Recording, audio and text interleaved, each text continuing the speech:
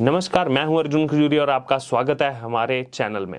इस समय बड़ी खबर आ रही है महाराष्ट्र से, जहां पर रोज सियासत नए मोड़ ले रही है। दरअसल बात की जाए तो महाराष्ट्र में शिवसेना नेताओं ने संजय राउत को अब हद में रहकर बोलने की हिदायत दी है। बड़ी खबर अभी कि संजय राउत को शांत रहने की सलाह देने के साथ ही उद्धव ठाकरे को और शिंदे को एक साथ पहल करते हुए लाने की बात की है। शिवसेना नेता संजय राउत की लगातार हो रही बयानबाजी को लेकर काफी आलोचना की जा रही है। संजय राउत के अड़ियल रवैये और भाषण से भारतीय जनता पार्टी से लेकर जो एकनाथ शिंदे के साथ भागी विधायक हैं, हर कोई नाराज है।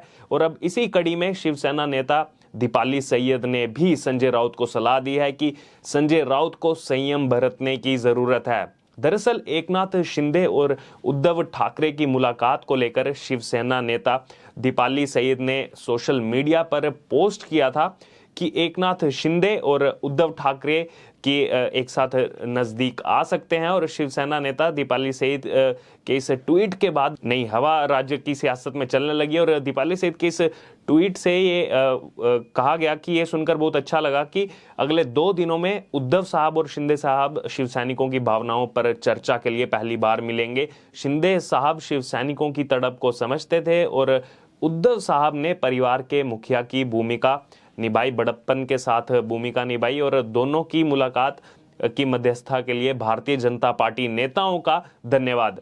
इस ट्वीट से पहले भी दीपाली सैयद ने एक और ट्वीट किया था सोशल मीडिया पर और कहा था कि आदित्य साहब यानी कि आदित्य ठाकरे जल्द ही कैबिनेट में शामिल होंगे। मातोश्री पर शिवसेना के 50 विधायक पेश होंगे। आदरणीय उद्धव साहब और शिंदे साहब एक हो जाएंगे। शिवसेना कोई तत्व का गढ़ है, इसलिए इस पर हमेशा भगवा लहराएगा। सोशल मीडिया पर इस पोस्ट के बाद राज्य की राजनीति में अलग अलग चर्चाओं को जो है जन्म दिया गया और उनके इस ट्वीट पर शिवसेना सांसद संजय राउत भड़क गए उन पर बुरे तरीके से और सीधे दीपाली सैयद को ये सलाह दी कि उनको सोच समझ कर ट्वीट करना चाहिए। और संजय राउत ने कहा कि दीपाली सैयद एक अभिनेत्री हैं, वह पार्टी के लिए काम करती हैं। मुझे नहीं पता कि उन्हें ये अधिकार किसने दिया कि शिवसेना के नेता ना होते हुए एक पदाधिकारी के भी वो नहीं है, एक प्रवक्ता भी वो नहीं है, इसलिए उन्हें इस तरह के बयान देने से बचना चाहिए। ऐसे बयान देते हुए उन्हें सावधानी बरतनी चाहिए। एक तरफा जो है प्रहार किया था शिवसेना नेता संजय राउत ने। और उसके बाद एक टीवी चैनल से भी बात करते हुए संजय राउत ने बोला था कि आने वाला समय तय करेगा कि शिंदे समूह साथ आएगा या नहीं। मतलब अपने आप को वो लेकर के चल रहे थे कि हम एक साथ क्यों नहीं आना चाहते, क्योंकि वह हमारे सहयोगी हैं, वह हमारे दोस्त हैं। भले ही वह आज हमारी आलोचना कर रहे होंगे, ये उनकी मजबूरी है। भारतीय जनता पार्टी ने उन्हें मजबूर किया। इस तरह के तंज कसे थे शिवसेना नेता संजय राउत ने। और 2.5 साल से हमारे साथ सत्ता में थे, हमने उनकी कई समस्याओं का समाधान किया है, तो क्यों ना एक साथ आने के बारे में दोबारा सोचा जाए। ये तंज कसा था जो विधायक शिवसेना के एकनाथ शिंदे गुट के साथ थे। और वहीं संजय राउत की तरफ से दी गई इस नसीहत के बाद दीपाली सैयद ने अब अपनी प्रतिक्रिया जाहिर की है, तीखी प्रतिक्रिया जाहिर की है और ये बोला है कि प्रत्येक शिव सैनिक को बोलने का अधिकार है। और संजय राउत से बोलते हुए उन्होंने कहा कि बोलने के लिए किसी की भी इजाजत की जरूरत मुझे नहीं है, यानी कि दीपाली को नहीं है। और मेरे लिए कार्यवाही का कोई सवाल ही नहीं बनता, क्योंकि मैं केवल मध्यस्थता करवाने की भूमिका निभा रही हूं। तो ये तीखी प्रतिक्रिया जाहिर की है और उस भावना को भी व्यक्त किया है दीपाली सैयद की तरफ से कि वह लोग बड़े हैं, आज अलग हैं तो कल साथ भी आ सकते हैं। दरअसल इस ओर भी इशारा किया गया दीपाली सैयद की तरफ से कि कहीं ना कहीं अब सम्मान में अटके हुए हैं ये लोग और अहंकार इनके आड़े आ रहा है। और ये भी अपील की गई दोनों पक्षों से कि अपने अपने अहंकार को एक तरफ रखकर चर्चा करें। दीपाली ने इस बीच बोला कि जो बैठकें मैंने अटेंड करी उन बैठकों में मैंने महसूस किया और उसे ट्विटर के जरिए मैंने पोस्ट किया कि शिवसेना पार्टी के प्रमुख उद्धव ठाकरे जो 2.5 साल तक सीएम रहे, उनसे भी मुलाकात की और अभी नए सरकार के मुख्यमंत्री एकनाथ शिंदे से भी मुलाकात की। और दोनों पक्षों से विधायकों से मुलाकात करने के बाद ये महसूस किया कि सभी ये नहीं चाहते कि किसी भी प्रकार की शिवसेना में फूट पड़े। और उनके भाषणों से भी ये महसूस हुआ कि उस ट्वीट के जरिए मैंने वो व्यक्त किया कि कोई 2 ग्रुप नहीं होने चाहिए, हम सब एक साथ आने चाहिए। लेकिन हर किसी के मन में सम्मान की भावना होती है, अपमान की भावना होती है और हर कोई साथ तो आना चाहता है, लेकिन अब हर कोई अपमान में फंसा हुआ है। तो कहीं ना कहीं ये अपमान उनके आड़े आ रहा है। तो ये बड़ी बातें दीपाली सेन ने बड़े आरोप लगाए, बड़ी बातें इस बीच कही। और इसी बीच एनडीए की ही आरपीआई यानी रिपब्लिकन पार्टी ऑफ इंडिया के नेता और केंद्रीय मंत्री रामदास अठावले ने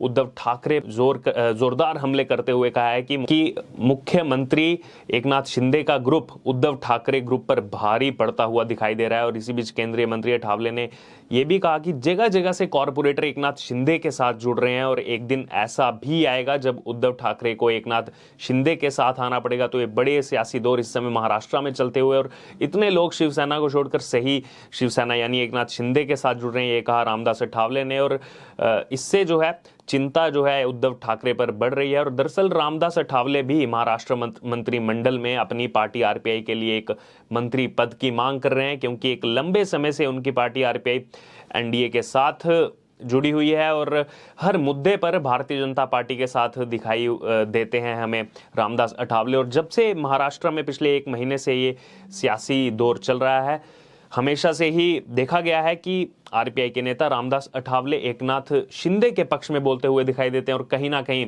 उद्धव ठाकरे को ये बोलते हुए हमेशा वो नजर आते हैं कि वो एकनाथ शिंदे से कमजोर दिख रहे हैं। एकनाथ शिंदे जो है असली शिव सैनिक के रूप में उभर करके आए हैं और अब इस बीच उनका बड़ा बयान आया है कि उद्धव ठाकरे को एक समय आने वाला है कि एकनाथ शिंदे ग्रुप के साथ जाना पड़ेगा। क्योंकि अगर बात की जाए महाराष्ट्र के सियासी दौर की, तो शिवसेना जिसके 56 विधायक चुनकर के आए थे, उसमें से 2/3 से ज्यादा विधायक एकनाथ शिंदे ग्रुप के साथ हैं, जैसे कि शुरू से चलते आए हैं। और मात्र 15 विधायक ही बाकी बचे हैं उद्धव ठाकरे के साथ। और बात की जाए अब अगर सांसदों की, क्योंकि कुछ ही दिनों में अब राष्ट्रपति चुनाव के नतीजे भी आ जाएंगे, राष्ट्रपति चुनाव भी एकदम सर पर है और कहीं ना कहीं उन 2/3 मेजॉरिटी के सांसदों के प्रेशर बनाने के बाद ही उद्धव ठाकरे ने एनडीए की कैंडिडेट द्रौपदी मुर्मू को समर्थन देने की बात कही थी। कहीं ना कहीं ये दबाव जो था सांसदों की तरफ से बनाया गया और इससे कहीं ना कहीं दिखता है कि उद्धव ठाकरे जो हैं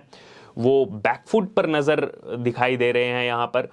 क्योंकि इसी बीच जब राज ठाकरे से भी देवेंद्र फडणवीस की मुलाकात हुई तो ऐसे क्यास लगाए जा रहे हैं कि राज ठाकरे के बेटे अमित ठाकरे को कैबिनेट में जगह मिल सकती है, जिससे उद्धव ठाकरे को एक और चोट पहुंचाने का प्रयास भारतीय जनता पार्टी कर सकती है। लेकिन इसको सिरे से खारिज किया गया राज ठाकरे की तरफ से और ऐसा माना जा रहा है कि एमएनएस उनकी जो पार्टी है महाराष्ट्र नवनिर्माण सेना, क्योंकि मात्र एक विधायक पिछले 2019 महाराष्ट्र विधानसभा चुनाव में जीत करके आए थे, राजू पाटिल, जो कि डोंबिवली सीट से जीत करके आए थे, तो ऐसा माना जा रहा है कि ये मंत्री पद जो है उनको दिया जा सकता है। लेकिन कहीं ना कहीं अगर युवा पक्ष को लेकर बात की जाए महाराष्ट्र में, जिस तरह से शिवसेना में आदित्य ठाकरे को खड़ा किया जा रहा है एक युवा नेता के तौर पर, वहीं उसको काउंटर करने के लिए भारतीय जनता पार्टी ऐसा प्रयास कर सकती है कि अमित ठाकरे जो कि राज ठाकरे के लड़के हैं, वो भी युवाओं के साथ हैं और युवा नेता हैं, तो उनको कहीं ना कहीं कैबिनेट रैंक दे करके युवा नेता के तौर पर उभारा जा सके, ताकि आने वाले बीएमसी के जो चुनाव है, बृहन मुंबई म्युनिसिपल कॉरपोरेशन के जो चुनाव है, उसमें वोट जो है जो पिछले 30 साल से शिवसेना उस पर काबिज है, उस पर कहीं ना कहीं चोट करके भारतीय जनता पार्टी चाहती है कि इस बार बीएमसी में बहुमत लेकर के उस पर सत्ता काबिज करे। क्योंकि बीएमसी को देश के बड़े म्युनिसिपल कॉरपोरेशन के चुनावों में एक माना जाता रहा है और बीजेपी एक लंबे समय से तैयारी कर रही है इस चुनाव में जीत पाने की, और उसी को लेकर के इतनी बड़ी तैयारी चल रही है कि 100 से ज्यादा विधायक होने के बावजूद देवेंद्र फडणवीस ने मुख्यमंत्री पद ना लेते हुए खुद को डाउनग्रेड करते हुए उप मुख्यमंत्री पद स्वीकारा पार्टी के कहने पर। तो कहीं ना कहीं महाराष्ट्र की जनता में, महाराष्ट्र के लोगों के दिलों में भारतीय जनता पार्टी ने अपनी साफ छवि दिखाने का प्रयास किया है कि पार्टी के हित के लिए और लोगों के हित के लिए हम खुद नीचे हुए, और इसको आने वाले 2024 के जो महाराष्ट्र के चुनाव होंगे या फिर लोकसभा के चुनाव होंगे, उसको टारगेट में लेकर के भारतीय जनता पार्टी यहाँ पर चल रही है। और इसी बीच ये इस समय जो महाराष्ट्र में सियासी दौर चल रहा है, तो कहीं ना कहीं इसमें सबसे ज्यादा अगर किसी का नाम खराब होता हुआ दिखाई दे रहा है तो वो उद्धव ठाकरे के बाद वो नाम है संजय राउत का। क्योंकि लगातार संजय राउत रोजाना किसी ना किसी तरह के बयान मीडिया में आकर के दे रहे हैं, अपने सोशल मीडिया पोस्ट पर किसी ना किसी तरह की प्रतिक्रिया दे रहे हैं, जिससे काफी लोग नाराज हैं। इतना ही नहीं, जो शिवसेना के ऐसे कार्यकर्ता जो चाहते हैं कि दोनों गुट एक साथ मिलकर काम करें और अभी किसी भी गुट के साथ जो है एक तरफा दिखाई नहीं दे रहे, वो भी अब उन लोगों ने भी संजय राउत को हिदायत देना शुरू कर दी है कि संजय राउत को संयम बरतना चाहिए, उनको आराम से बात करनी चाहिए, उनको इस तरह के बड़बोले बयान नहीं देने चाहिए, इस तरह की भड़काऊ चीजें आकर के जो है पोस्ट नहीं करनी चाहिए। तो कहीं ना कहीं जो संजय राउत आज से 1 महीने पहले एक बड़ा नाम माने जा रहे थे महाराष्ट्र सियासत में, 1 महीने के अंदर ही जैसे ही सरकार का तख्ता पलट हुआ, नई सरकार वहां पर आई, नई सरकार का गठन हुआ, उसके बाद से संजय राउत लगातार महाराष्ट्र के सियासत में अपना नाम जो है गवाते हुए दिखाई दे रहे हैं।